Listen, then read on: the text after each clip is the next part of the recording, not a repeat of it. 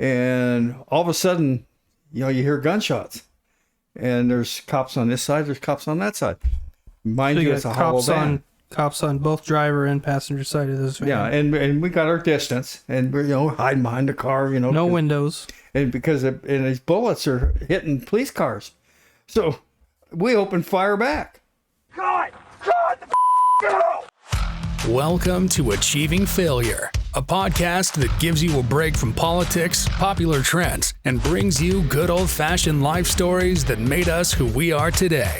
Sit back and relax with your host, Chris, as he brings you another exciting adventure on how to achieve failure. Oh, shit. I just told you that the other day, didn't I, about when me and him kicked the mirrors off that fucking Porsche? Is that you I was telling him about? No. Oh, we were on our bikes and riding from Boulder City down to my house, I think, or going to a bar or something. We were on Gibson. Yeah. And but we were coming from all Boulder the car City, lots. And we get cut off by this fucking douchebag in a yellow Porsche Boxster. And the passenger flicks a cigarette butt like this at us. Yeah. And I mean, this one guy was big, but he was sticking out over the top of the Porsche. But guess what? He was a pussy. When that fucking cigarette came out, I mean, we were pissed when they cut us off. And that's when we rode up on both sides. The passenger flicks a cigarette out at me. And he sees it. And, I'm wearing, I think I was wearing my full face that day. And you were wearing your half shell. Yeah. 50 miles an hour down the street. And as soon as we made eye contact, we both just fucking boots came out and boom. Whoa! Fucking mirrors off. I mean, that actually happens in San Diego a lot. But what they do is they punch the passenger side mirror. So you're obviously the driver. You can't adjust your mirror. Yeah, you're because done. Sometimes they don't break it, but they punch it to where it kind of flips the opposite way. We made these guys stop. Yeah, we stopped them. I told them, get the fuck out of the car. He got off his bike, put the kickstand down, and walked up to him. And I'm still sitting on my bike. I don't know how old I was, probably 20 years old, 21. I was really mad. I don't think I was old enough to drink yet. He just fucking Terminator walks up to this Porsche, and I'm sitting on my bike going, oh, what did I just do? Like, what did we get ourselves into? This guy's fucking huge. I mean, his head is sticking out over the windshield of this Porsche. I thought he was going to start crying. And he sinks down in the seat like this. I mean, just... He's like... I mean, I'm madder than a fucking He just hornet. tells him, he says, get the fuck out of here. And that guy chirped tires and gone. Both mirrors hanging off the side of that fucking Porsche. Out here, it's scary. And I've had, coworkers die on their way to work. I've had girlfriends get killed on bikes that I've sold them. I can't, I don't want anything to do with it anymore. And then when he got hit on Veterans Day, and I had to rebuild it. Well, that's what I said. You got to tell your family to stop getting injured and dying on holidays. It's kind of bumming everybody else out because we don't have good luck with holidays. That's why I don't you like got any terrible holidays. fucking luck. Everything that's ever bad that's happened to me has happened on a holiday, but most of the time on Christmas. Well, there's one story I think we should talk about, if you're comfortable with it. Which one? The van. Oh.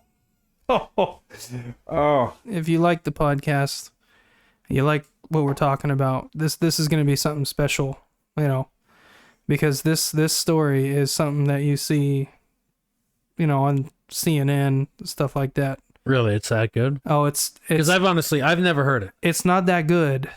It's that bad.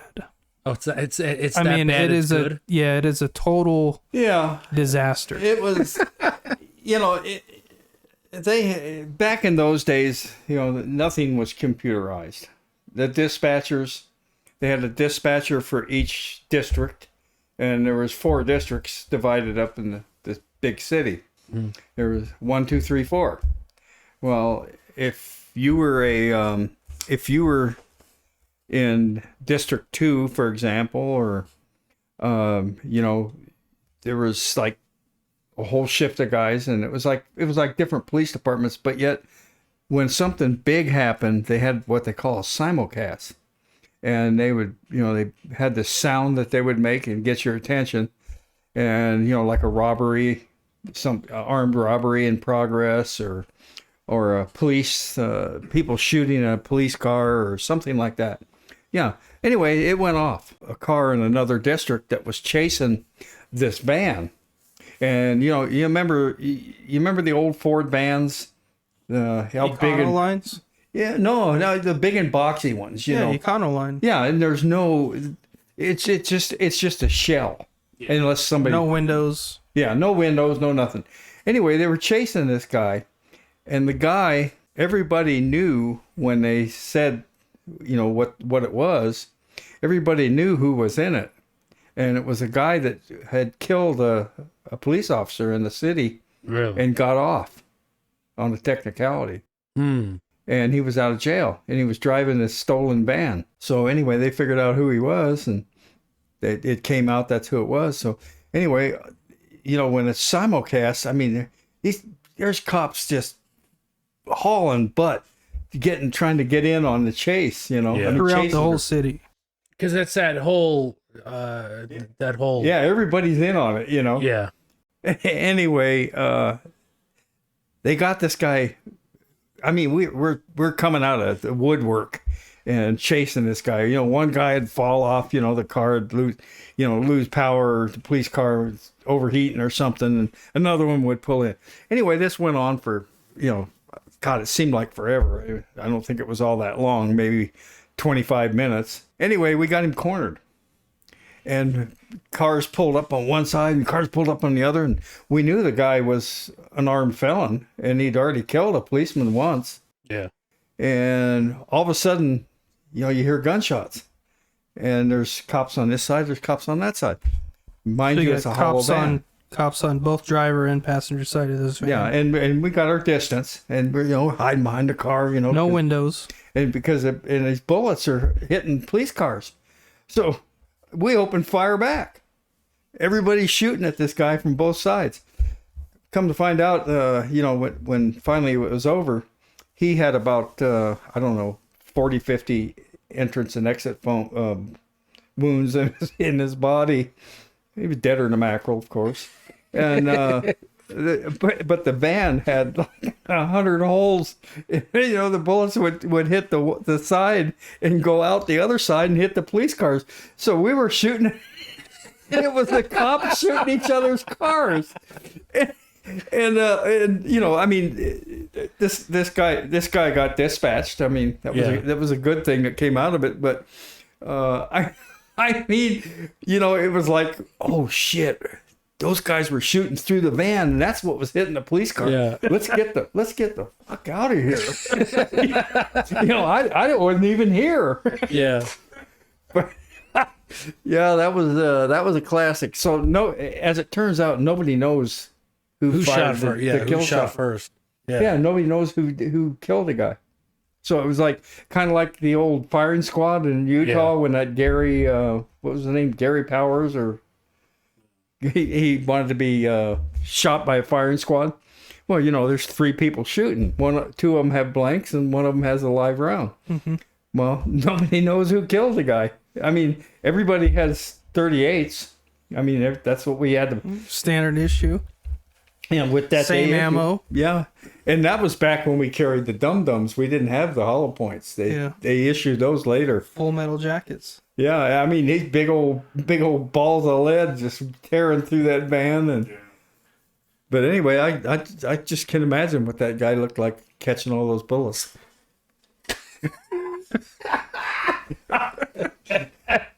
And all we can think about is we're getting shot at, we're shooting back. I mean, well, shit, if you're getting shot at, I mean, it just goes for it goes for anything. If somebody's shooting at you, fuck that, I'm shooting back. So yeah, it's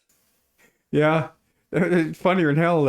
All the guys were heading for the range to act like they were going to go in there and practice, and just to get, to fill up their pouch and make sure they got their required rounds and they didn't shoot.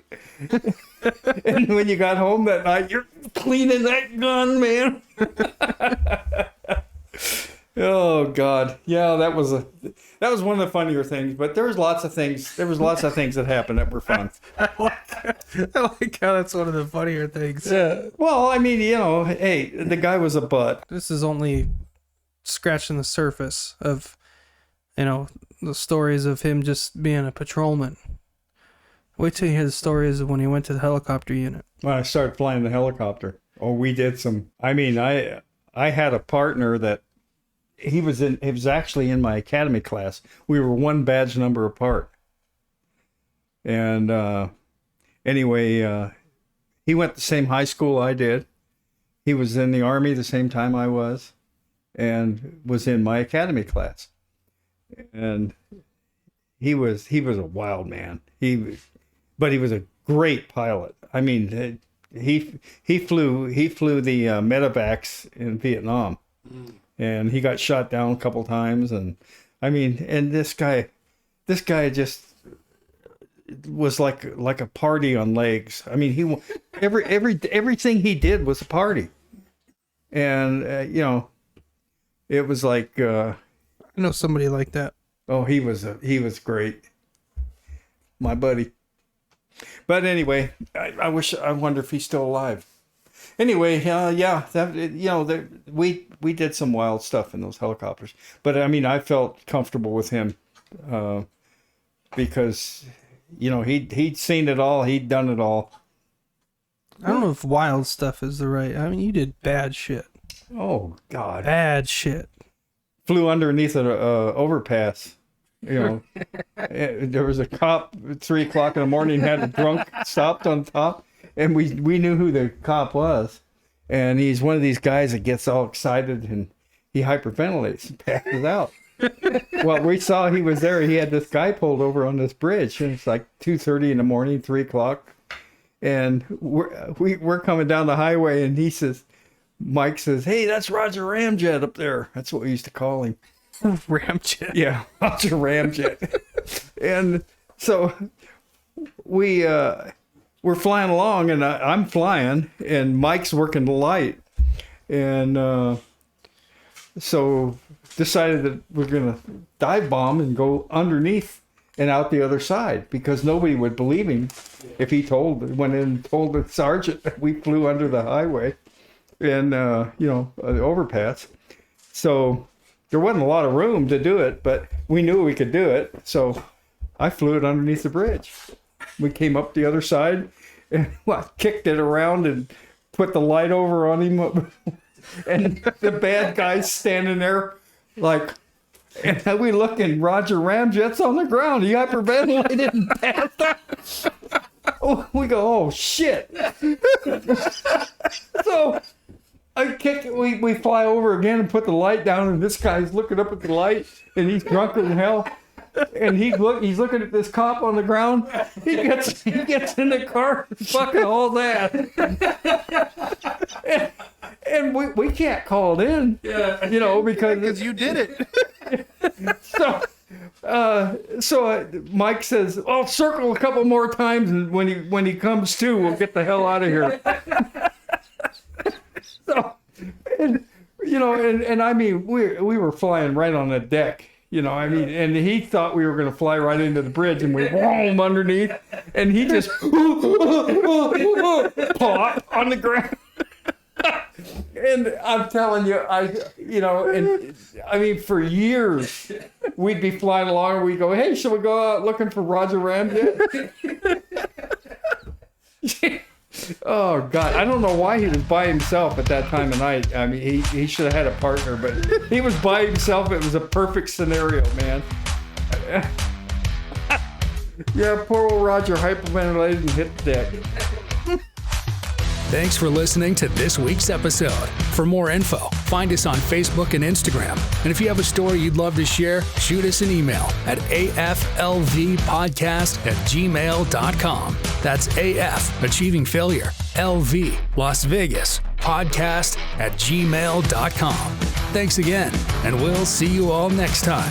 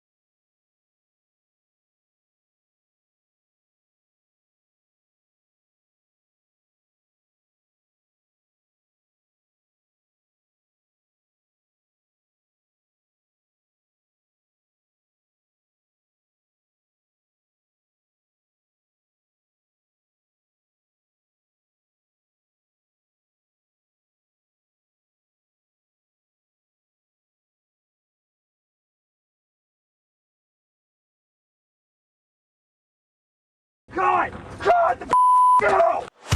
Welcome to Achieving Failure, a podcast that gives you a break from politics, popular trends, and brings you good old-fashioned life stories that made us who we are today. Sit back and relax with your host, Chris, as he brings you another exciting adventure on how to achieve failure.